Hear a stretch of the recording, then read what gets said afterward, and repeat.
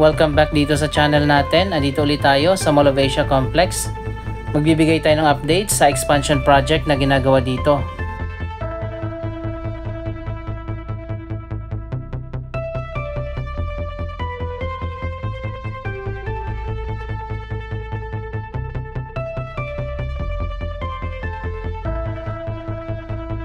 Napakaraming tao ngayon ang namamasyal dito sa Mall of Asia.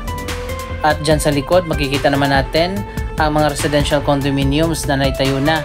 May isa pang bago na residential at office building na tinatayo. Dito malapit sa Globe ang Ice Tower.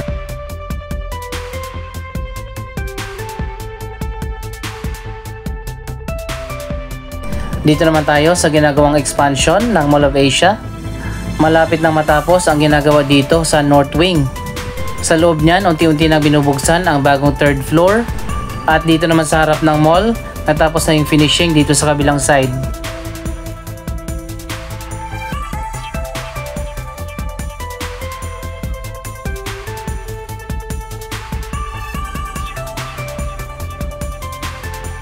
Baka lalagyan pa ng bagong logo ng SM dito sa taas.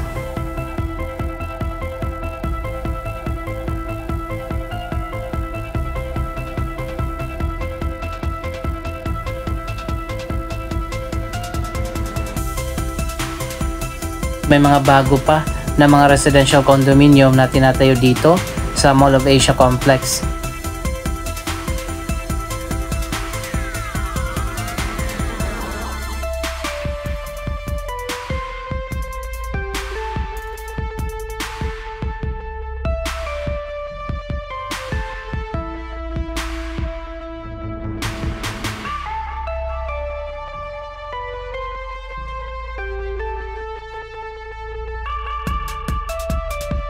Sayang nga lang at hindi yata pwedeng itaas ang mga buildings dito.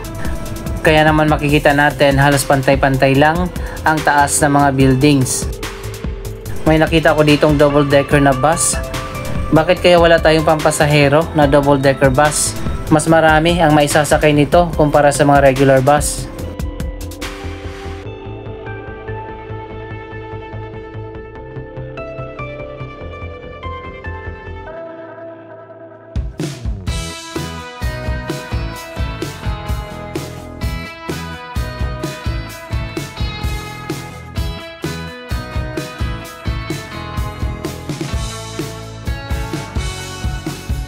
Dito naman sa area na to, itatayo na ang bagong Ecom buildings. Dalawa na lang yung vacant na area dito sa Mall of Asia Complex.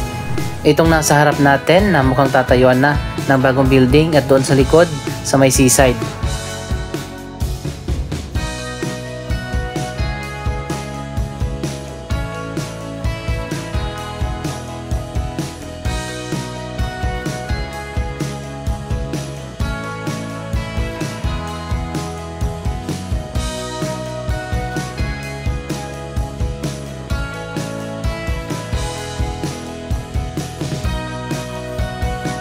Occupied na ng mga international companies, pati na ng iba't ibang mga BPO ang mga Ecom buildings dito sa Mall of Asia Complex.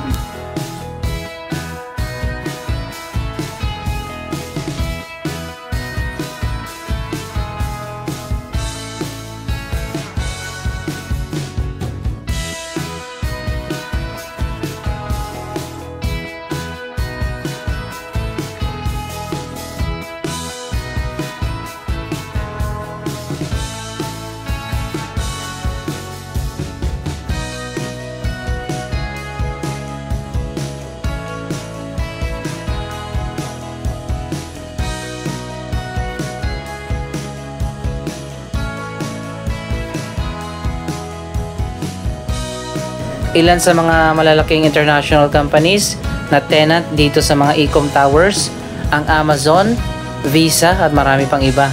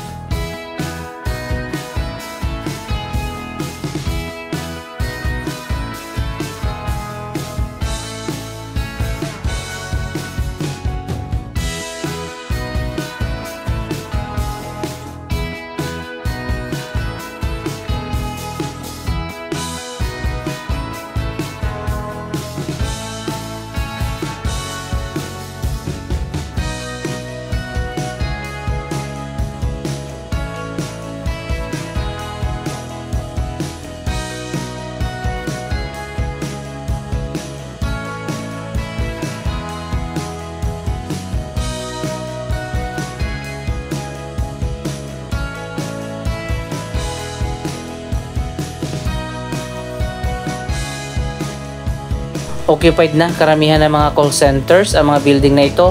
Kaya naman ngayon pa lang nagsasagawa na ng reclamation project dito sa likod ng Mall of Asia Seaside para mas lalo pang dagdagan ang area ng Mall of Asia.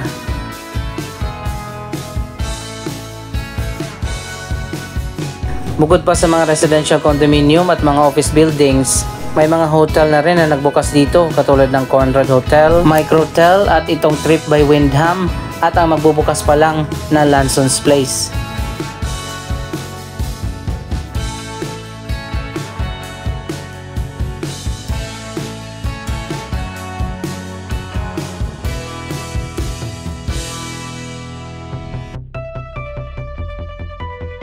Dalawa sa mga reclamation projects sa Manila Bay ang pinayagan na magpatuloy at tapusin ang ginagawa nilang dredging at reclamation works matapos na suspindihin ang lahat ng mga reclamation projects sa Manila Bay. Isa sa mga reclamation project na yan ang Pasay Harbor Reclamation.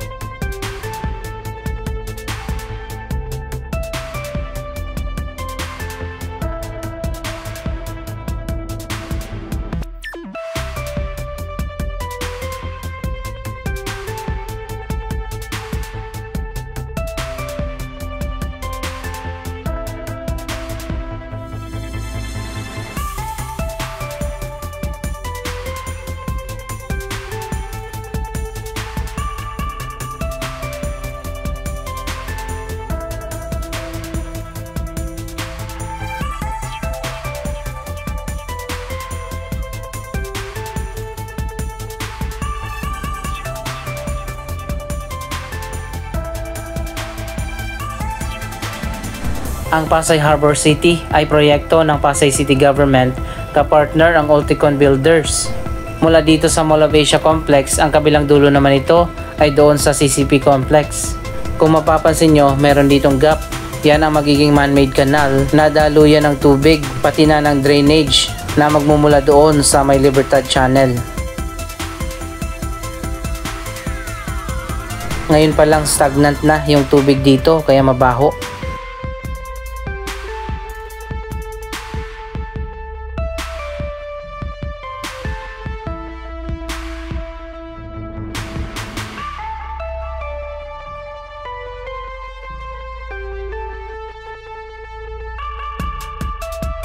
Mula nang binigyan na ng go signal ang Pasay Harbor Reclamation Project, makikita natin dito sa dulo na dinagdagan na ang tambak ng lupa at buhangin.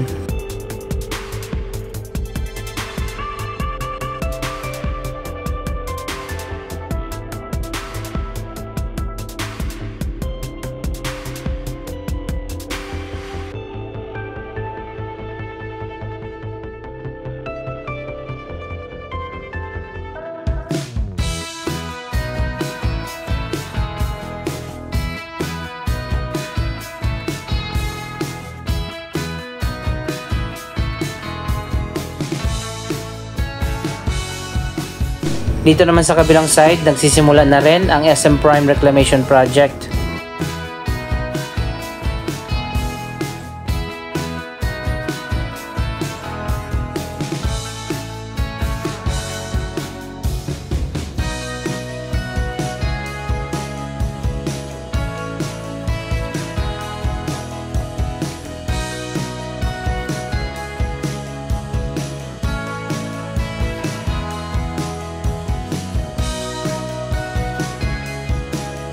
Nasa 265 hectares ang lawak ng man-made island na itatayo dito na magiging Pasay Harbor City.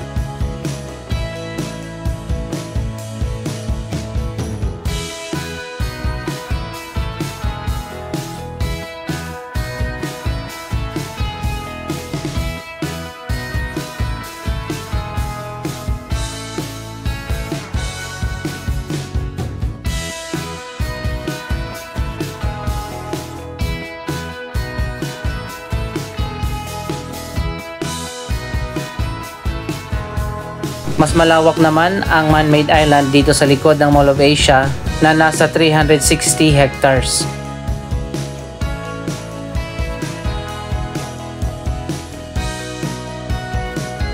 Medyo malayo pa at matatagalan pa bago matapos ang pagtatambak ng lupa dito dahil kakasimula pa lang ng SM Prime Reclamation. Ang iba pa mga reclamation project dito sa Manila Bay, katulad ng Horizon Manila, Manila Waterfront City, Manila Solar City at yung iba pa ay nakasuspende pa rin habang ongoing ang ginagawang evaluation ng DENR.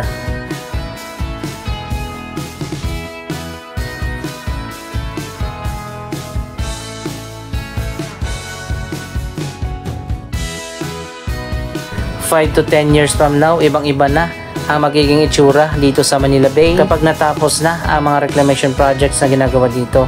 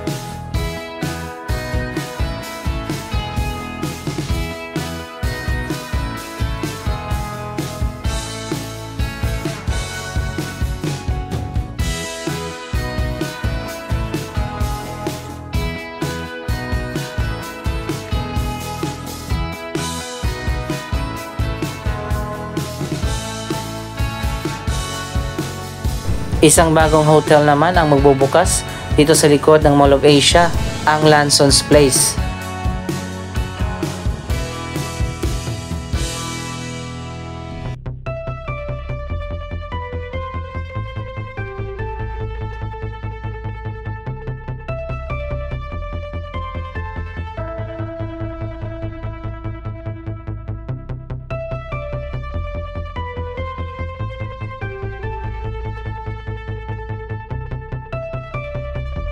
Napakaganda rin ng bagong hotel na ito.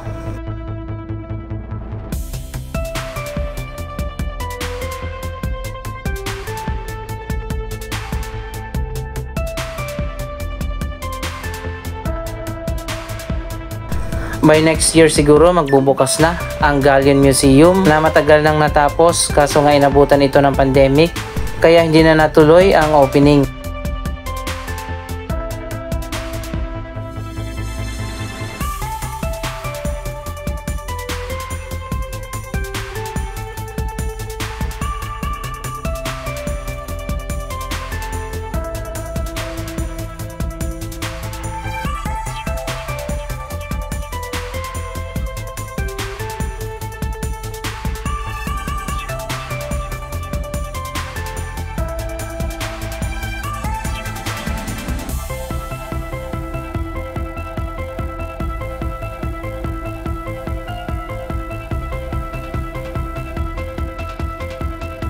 Dito naman sa likod ng mall, patuloy pa rin ang ginagawang expansion project. Ginagawa pa rin dito sa North Wing ang bagong Sky Garden, pati na ang football stadium.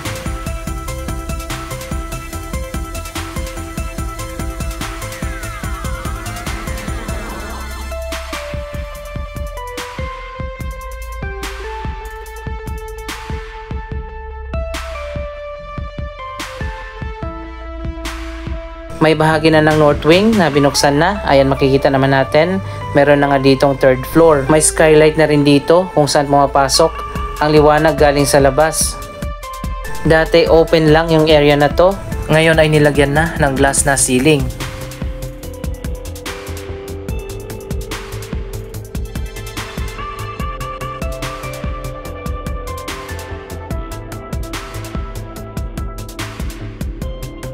Anong masasabi nyo sa mga latest na development dito sa Mall of Asia Expansion at Reclamation Project? Mag-comment lamang dyan sa baba ng inyong mga reaksyon. Maraming salamat sa inyong panonood. Don't forget to like, share, comment at subscribe. Thank you for watching!